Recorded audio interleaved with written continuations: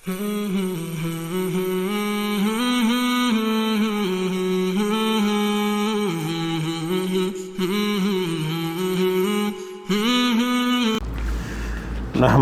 نصلی علی رسولہ الکریم اما بعد فاعوذ باللہ من الشیطان الرجیم بسم اللہ الرحمن الرحیم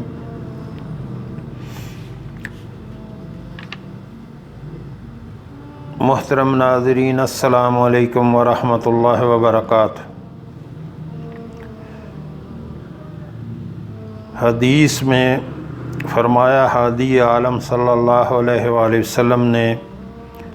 کہ مومن کا لنگی باندھنا آدھی پنڈلیوں تک ہے، اگر اور نیچے کرے تو اس کا کوئی گناہ نہیں، ٹہنوں اور آدھی پنڈلیوں کے درمیان تک کر لے، جو اس کے نیچے ہو وہ دوزخ میں لے جانے والا ہے۔ 3 مرتبہ یوں ہی فرمایا، پھر فرمایا اس شخص کی طرف اللہ تعالیٰ قیامت کے روز نظر رحمت سے نہیں دیکھیں گے، جو اتراتے ہوئے تہمت کو زمین پر یا جوتوں پر یا قدموں پر گھسیٹتے ہوئے چلے۔ تو محترم ناظرین، یہ اس کے بارے میں ہے کہ جو لوگ جو کپڑا پہنتے ہیں، جو مرد حضرات جو پہنتے ہیں، یہ تکبر کی نشانی ہے کہ جو ہے وہ اس کو گھٹنوں تک لے جائے یا نیچے جو ہے اس کو لے جائے۔ تو کپڑا پہنتے ہوئے جو ہے وہ اس کا خیال رکھنا چاہیے، اگر پینٹ پہنتے ہیں تو اس کو بھی جو ہے اوپر تک رکھے، اور اگر شلوار پہنی ہے یا تہمت باندھا ہے تو اس کو بھی اوپر تک رکھے، اس کو زمین پر نہ گھسیٹے۔ یہ تکبر کی نشانی ہے، اور ایسے متکبر لوگوں کو جو ہے وہ اللہ تعالیٰ قیامت کے دن اس کو نظر رحمت سے نہیں دیکھیں گے۔ تو کپڑے پہننے میں یہ خاص خیال کریں کہ جو ہے آپ کو جو ہے وہ پاؤں کی ہڈی جو ہے اس کے اوپر تک جو ہے، جو جوڑ ہے اس کے اوپر تک کپڑا رکھنا چاہیے، اس کے نیچے تک جو ہے آپ کی شلوار تہمت یا پینٹ جو ہے وہ نیچے تک نہیں جانی چاہیے۔ جو پاؤں کا جوڑ ہے، میں آپ کو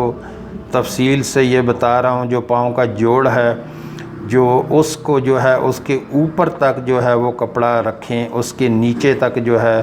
وہ نہیں لے جانا چاہیے۔ یہ تکبر کی نشانی ہے، تو اس کو بچنا چاہیے، اس تکبر سے بچنا چاہیے، کپڑے پہنتے ہوئے خاص خیال رکھنا چاہیے اس چیز کا۔ ٹہنوں سے نیچے لٹکی پاجامہ، تہبند، کرتا، جبہ، شیروانی، اوور کوٹ وغیرہ جیسی کوئی چیز پہننا یہ سب حرام ہے۔ یعنی ٹہنوں سے نیچے جو پاؤں کا جوڑ ہے، جو پاؤں کے اوپر جوائنٹ ہے، اس کے نیچے کوئی چیز نہیں جانی چاہیے۔ کوئی بھی آپ نے کسی طرح کا لباس پہنا ہے تو اس کے اوپر رہنا چاہیے، یہ نیچے پہننا حرام ہے، اس سے بچنا چاہیے۔ سفید لباس جو ہے وہ زیادہ تر پہننا چاہیے۔ سفید لباس جو ہے وہ سنت ہے پہننا۔ میرے آقا صلی اللہ علیہ وآلہ وسلم کو بہت پسند تھا سفید لباس پہننا۔ فرمایا، ایک حدیث میں فرمایا رسول اللہ صلی اللہ علیہ وسلم نے کہ سفید کپڑے پہنا کرو، کیونکہ وہ پاکیزہ ہیں اور عمدہ ہیں، اور ان میں اپنے مردوں کو دفن کیا کرو۔ یعنی سفید کفن میں ہی مردوں کو دفن کرنا چاہیے اور سفید کپڑے ہی پہننے چاہیے۔ اس میں بہت زیادہ فضیلت ہے۔ یعنی ایک تو آپ نے کپڑے پہنے، آپ خود بھی خوبصورت لگیں گے جب سفید کپڑا پہنیں گے، اور دوسرا اس میں فائدہ یہ ہے کہ آپ نے سنت زندہ کی، اس میں ثواب بھی آپ کو ملے گا۔ ایک آپ خوبصورت لگیں گے سفید کپڑا پہن کے، دوسرا آپ کو ثواب ملے گا۔ تو کتنی بڑی برکت ہے میرے آقا صلی اللہ علیہ وآلہ وسلم کی سنت میں۔ ہر کام سنت کے مطابق سوچ سمجھ کے کرنا چاہیے۔ ایک اور حدیث میں ہے کہ آقا صلی اللہ علیہ وآلہ وسلم نے فرمایا، بلا شبہ سب سے اچھا لباس جس میں تم قبروں اور مسجدوں میں اللہ کی زیارت کرو وہ سفید لباس ہے، یعنی سب سے اعلیٰ لباس جو ہے وہ سفید لباس ہے، اس کو پہننا چاہیے۔ ایک اور حدیث میں فرمایا حضور انور صلی اللہ علیہ وآلہ وسلم نے کہ میری امت کی عورتوں کے لیے سونا اور ریشم حلال کر دیا گیا ہے اور مردوں پر حرام کر دیا گیا ہے، یعنی مرد کو سونا نہ پہننا چاہیے اور جو ہے وہ ریشمی کپڑے بھی نہیں پہننے چاہیے، کاٹن وغیرہ پہنے، مردوں کے لیے ریشمی لباس پہننا حرام ہے۔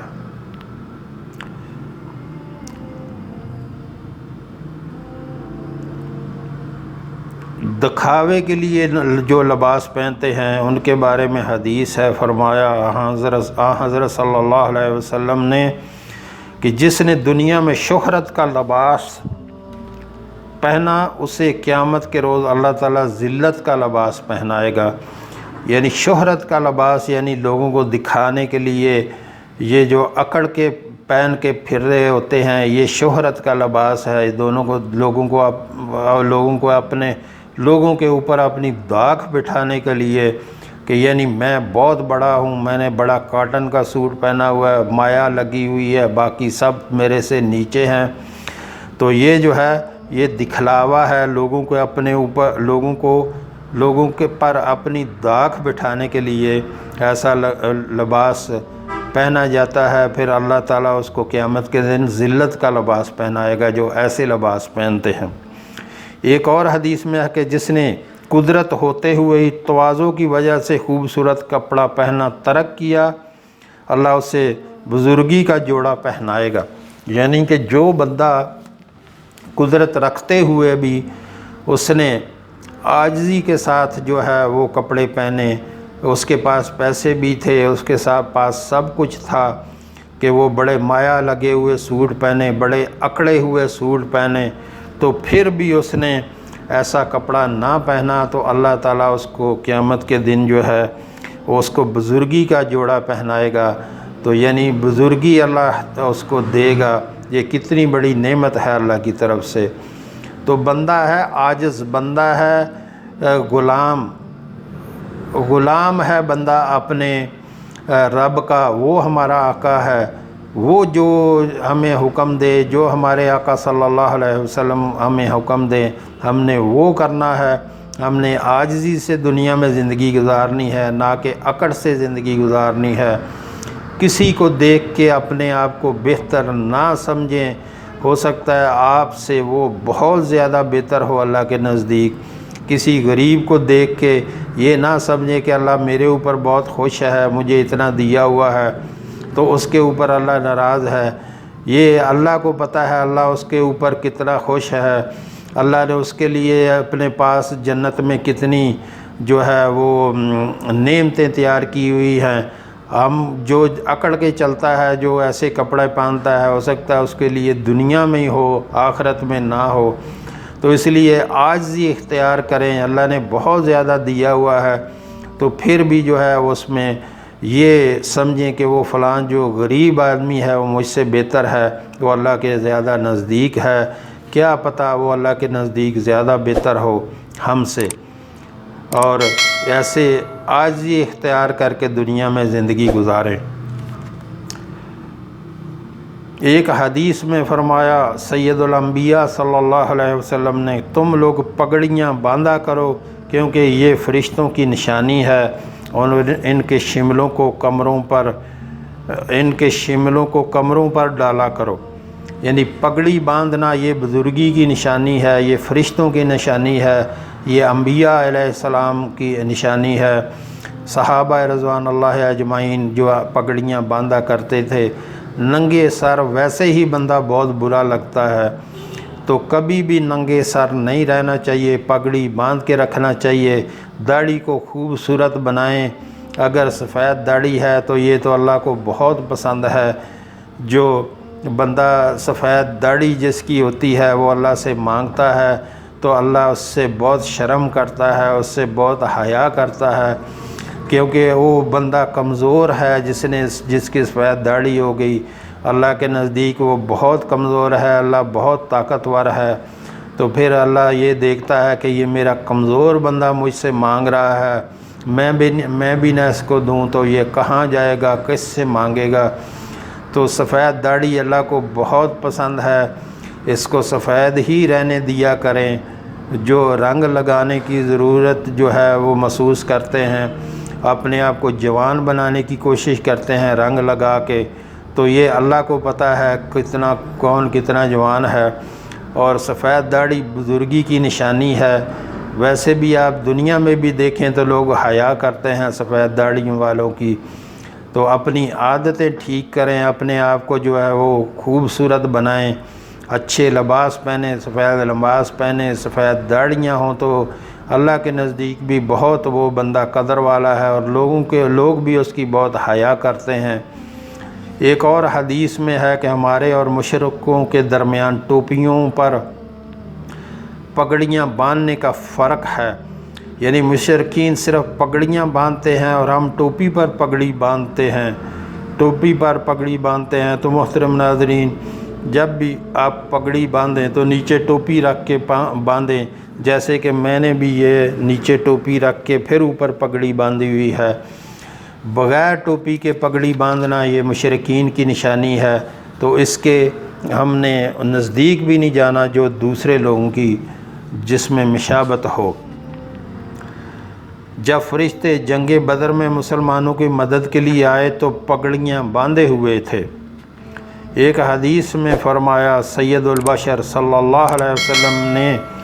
کہ اے عورتوں، کیا زیور پہننے کے لیے تم کو چاندی کافی نہیں؟ پھر فرمایا کہ خبردار، تم میں سے جو عورت ظاہر کرنے کے لیے سونے کا زیور پہنے گی تو اس کی وجہ سے اسے عذاب دیا جائے گا، یعنی لوگوں کو دکھانے کے لیے، خود کو بڑی ثابت کرنے کے لیے کہ میں نے سونے کا زیور پہنا ہوا ہے، تو اس کو عذاب دیا جائے گا۔ مطلب یہ کہ گو سونے کا زیور عورت کے لیے جائز ہے، تاہم چاندی کے زیور سے کام چلائے، اس میں نام و نمود کو زیادہ دخل نہیں ہوتا۔ سونے کا زیور اکثر بڑائی ظاہر کرنے کے لیے پہنا جاتا ہے، جو آخرت کے عذاب کا سبب ہے۔ تو عورتوں کو چاہیے کہ اپنے آپ کو جو سجانے کے لیے اور اپنے آپ کو جو بنانے کے لیے وہ چاندی کے زیورات استعمال کریں، لوگوں کو دکھانے کے لیے سونے کے زیورات جو ہے استعمال نہ کریں کہ سامنے والی کو دکھائے کہ تم تو بہت غریب ہو، میں نے سونے کا زیور پہنا ہوا ہے، تمہارے پاس نہیں ہے۔ تو اپنے آپ کو وہ خود کو عذاب کے لیے بھی تیار رکھے۔ پھر ایک حدیث میں فرمایا رحمت کائنات صلی اللہ علیہ وآلہ وسلم نے، تم میں سے جب کوئی شخص جوتا پہننے لگے تو دانے پاؤں سے شروع کرے، اور جب جوتا نکالے تو پہلے بائیں پاؤں کا جوتا نکالے، الحاصل داہنے پاؤں میں پہلے جوتا ڈالا جائے اور آخر میں بائیں پاؤں سے نکالا جائے، یعنی جب آپ جوتا پہنے تو سیدھے پاؤں والا جو ہے وہ پیر پہلے پہنے، اور بعد میں پھر جو الٹے پاؤں ہیں وہ جوتا پہنے، اور جب جوتا نکالے تو بائیں پاؤں والا جو پیر ہے وہ پہلے نکالے، یعنی لیفٹ سائیڈ والا پاؤں جو ہے پہلے نکالے، اور رائٹ والا جو ہے وہ جوتا اتارنے کے ٹائم بعد میں نکالے۔ ایک اور حدیث میں فرمایا نبی اکرم صلی اللہ علیہ وآلہ وسلم نے کہ تم میں سے کوئی شخص ایک جوتے میں نہ چلے، چاہیے کہ یا دونوں جوتے اتار دے یا دونوں پہن لے، یعنی ایک جوتا پہن کے نہ چلے، اس کو چاہیے کہ یا دونوں جوتے پہن لے یا دونوں اتار دے۔ تو ویسے بھی آپ محترم ناظرین دیکھیں کہ آپ کتنا برا بندہ دکھتا ہے چلنے میں بھی، یعنی آپ کو جو اللہ نے اتنا خوبصورت بنایا، تو پھر آپ ایک جوتے کے ساتھ چل کے اپنے آپ کو جو ہے وہ کتنا برا دکھتا ہے بندہ جب ایک جوتے میں چل رہا ہو، ایک پاؤں میں جوتا ہو تو دوسرے میں جوتا نہ ہو۔ جب بھی پہنے دونوں پاؤں میں جوتا پہن لے یا دونوں پاؤں میں بغیر جوتے کے چلے۔ ایک حدیث میں فرمایا حضور انور صلی اللہ علیہ وسلم نے کہ مشرکین کی مخالفت کرو، داڑھیوں کو خوب بڑھاؤ اور مونچھوں کو تراشو، یعنی داڑھیوں کو بڑھانا چاہیے اور مونچھوں کو جو ہے وہ کاٹنا چاہیے، تراشنا چاہیے، مونچھیں بڑی نہیں ہونے چاہیے۔ آج لوگ جو ہے اپنی نمود و نمائش آپ دیکھیں، جو اکڑ کے چلتے ہیں، کاٹن کے کپڑے پہن کے، اتنی اتنی مایا لگی ہوتی ہے اور اتنی اتنی بڑی مونچھیں رکھی ہوئی ہوتی ہیں، آپ پھر دیکھ لیں کہ آپ ان کو کن لوگوں میں شمار کریں گے، ان کو مسلمانوں میں شمار کریں گے یا ان لوگوں میں جو غیر مسلموں کی مشابہت رکھتے ہیں ان میں شمار کریں گے۔ ایک اور حدیث میں ہے کہ جو شخص اپنی مونچھیں نہ تراشے وہ ہم میں سے نہیں۔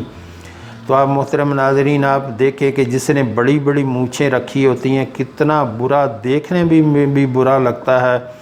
اور اس حدیث میں کتنی وعید ہے کہ رسول اللہ صلی اللہ علیہ وسلم نے فرمایا کہ جو مونچھوں کو بڑھائے وہ ہم میں سے نہیں ہے، یعنی جو بڑی بڑی مونچھیں رکھتا ہے وہ ہم میں سے نہیں ہے۔ ایک حدیث میں فرمایا نبی رحمت صلی اللہ علیہ وسلم نے کہ اللہ لعنت فرمائے ان مردوں پر جو عورتوں کی طرح بنے اور ان عورتوں پر جو مردوں کی طرح بنیں۔ یعنی ابھی آپ دیکھ لیں کہ جو مرد ہے داڑھی بھی وہ مونڈ لیتا ہے اچھی طرح اور اپنا مونچھیں بھی خوب صاف کر لیتا ہے، تو اس کی شکل جو ہے وہ اپنے آپ کو کیا بنانا چاہتا ہے، وہ عورتوں کی طرح بنانا چاہتا ہے۔ تو جو داڑھی رکھتے ہیں کتنے خوبصورت لگتے ہیں، اللہ ان کے چہرے پہ کتنا نور دیتا ہے، ان کو کتنا خوبصورت بناتا ہے۔ ایک سفید داڑھی والا بندہ کسی ایک کلین شیو والے کے پاس کھڑا کر دیں تو آپ دل سے اپنے سے فیصلہ کریں کہ زیادہ خوبصورت داڑھی والا لگ رہا ہے یا کلین شیو والا لگ رہا ہے۔ تو یہ اللہ کی حکمت ہے جو مرد کو اللہ نے داڑھی عطا کی۔ ایک حدیث میں فرمایا رسول اللہ صلی اللہ علیہ وسلم نے اس گھر میں رحمت کے فرشتے داخل نہیں ہوتے جس میں کتا ہو یا تصویریں لگی ہوئی ہوں۔ اس سے جاندار کی تصویر مراد ہے، اگر مسجد، درخت، عمارت وغیرہ کی تصویر ہو تو یہ درست ہے، اس میں کوئی برائی نہیں۔ ایک حدیث میں فرمایا سرور دو عالم صلی اللہ علیہ وآلہ وسلم نے کہ ایک مسلمان پر مسلمان کے 6 اہم ترین حقوق ہیں۔ نمبر 1، جب وہ بیمار ہو جائے تو اس کی مزاج پرسی کی جائے۔ نمبر 2، جب وہ مر جائے تو اس کے جنازے میں شریک ہو۔ نمبر 3، جب وہ دعوت دے تو دعوت قبول کرے۔ نمبر 4، جب اس سے ملاقات ہو تو پہلے سلام کرے۔ نمبر 5، جب اسے چھینک آئے تو وہ الحمدللہ کہے تو جواب میں یرحمک اللہ کہے۔ نمبر 6، سامنے اور پیچھے اس کی خیر خواہی کرے، یہ نہیں کہ جب ملے تو اس کے سامنے اس کے ساتھ اچھا ہو، جب پیچھے اس کی جو ہے وہ اس کے پیچھے باتیں کرے۔ ایک حدیث میں فرمایا سرور کونین صلی اللہ علیہ وسلم نے کہ جس گھر کی چھت پر سو کر رات گزاری اور چھت ایسی ہو کہ جس کی 4 دیواری بھی نہ ہو تو اس شخص سے اللہ عز و جل کی ذمہ داری سے بری ہے۔ یعنی ایسے چھت پہ نہیں سونا چاہیے جس میں بے پردگی ہو، 4 دیواری نہ ہو۔ 4 دیواری نہ ہونے کے باعث اگر سوتے میں نیچے گر کر مر گیا تو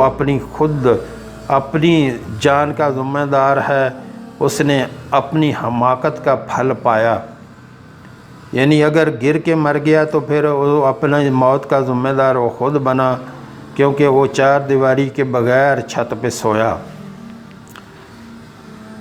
ایک حدیث میں فرمایا معلم اخلاق صلی اللہ علیہ وسلم نے کہ جب تم میں سے کسی کو چھینک آئے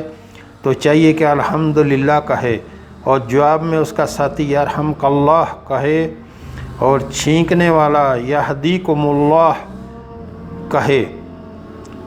ایک اور حدیث میں فخر بنی آدم صلی اللہ علیہ وآلہ وسلم نے کسی شخص کے لیے فرمایا کہ کسی شخص کے لیے یہ حلال نہیں کہ 2 اشخاص کے درمیان بغیر ان کی اجازت میں بیٹھ جائے۔